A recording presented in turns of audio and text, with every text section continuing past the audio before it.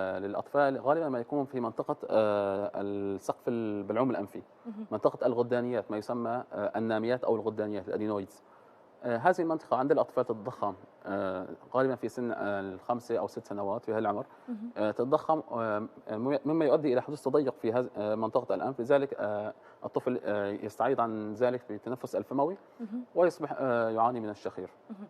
طب دكتور، هل يعني لمّا الأم مثلًا بتلاحظ على طفلها يعني إنه عم يشخِّر، هل يعني مثلًا هون لازم تقلق، لازم تاخده على الطبيب مثلًا؟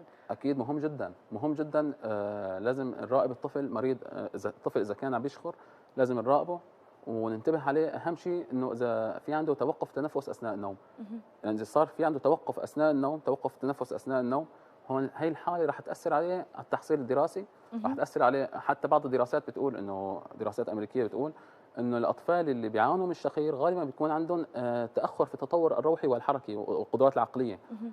غالبًا ما يظهر عند الأطفال صعوبة في التحصيل العلمي، وغالبًا هؤلاء الأطفال ما ممكن أن يتطور عندهم سلوكيات عدوانية لدى الطفل. اهم.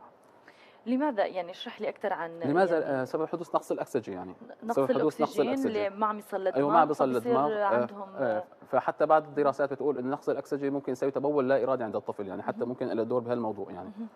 يعني طب ما أسبابه؟ كيف بدنا يعني نصنّف أسباب الشخير عند الأطفال؟